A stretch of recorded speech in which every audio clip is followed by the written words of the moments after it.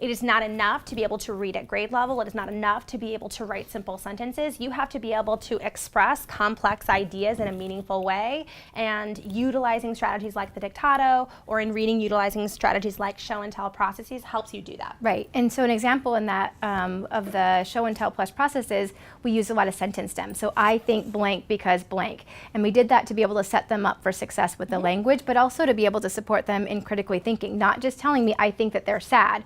Why are they sad? So we already built in that, right? Like, I think I'm sad because blank. And they understand how language influences meaning, or they understand how language impacts what they're doing. So I think that that is a really added benefit in using those metalinguistics tools in our teaching.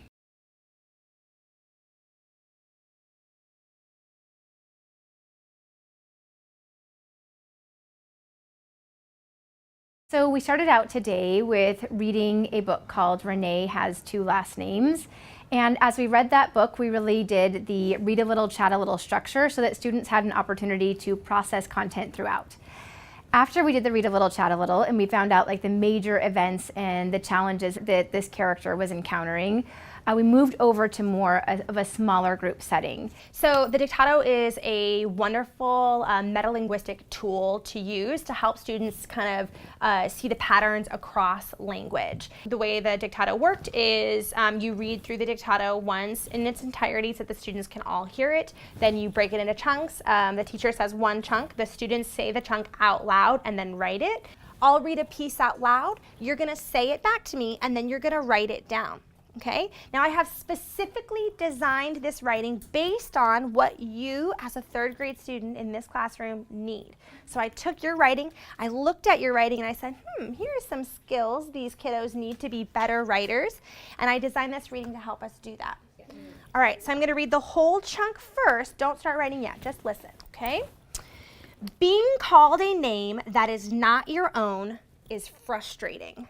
Today, my teacher called me Cammy, but my name is really Camilla.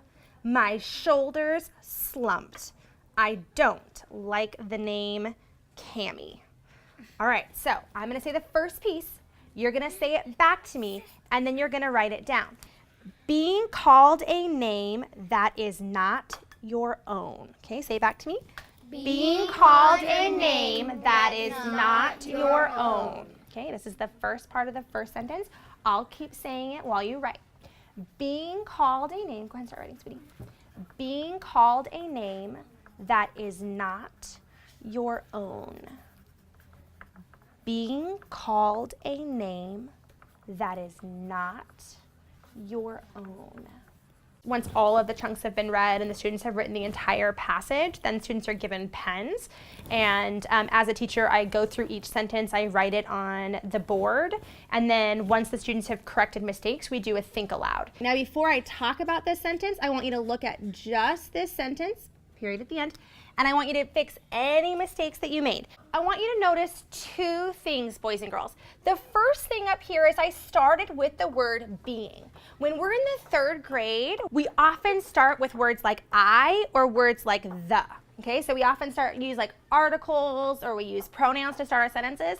You can also start a sentence with a verb, a word like being. Okay, and when you do that, it usually makes your sentences a little bit longer. Did anyone notice how the first two sentences were really long? Okay, when you start with something other than I or the, your sentences are usually a little more complex. Okay, the second thing that I did is exactly what you did with Dr. Tebow earlier. I told you how someone is feeling. Being called a name that is not your own is, there's that, what kind of verb is that? What kind of verb, guys? A being verb. A being verb, good job. Is, and then what was the emotion? Frustrating. Okay, so I told you how you feel. Anything that was written in red or another color were the specific learning targets that we wanted to work on. So, we did sentence starters in a different color to show them, okay, I used a different sentence starter, here's why I did that. So that kind of that metacognitive think aloud about this is what I did as a writer and this is why I did it. So things to think about when we're writing, we want to think about how we're starting our sentences, and I challenge you in your own writing to challenge yourself and try starting with a when phrase or starting with a verb and kind of taking it from there and trying to kind of create more creative sentences. Also, as writers, we can tell how someone's feeling, or if we really want to be creative, we can show how someone's feeling, okay? That's something that a writer can do to make their writing more interesting. And then we always want to remember our capital letters, all right? Do you guys have any questions about our writing today? All metalanguage really is having the ability to kind of use language to help me better understand what I'm reading or what I'm writing, really using language intentionally. And the Dictato really helps me do that. In terms of the metalanguage awareness or metalinguistic awareness, I think that that's good for all of our students to be able to talk about language, to be able to understand that language influences meaning.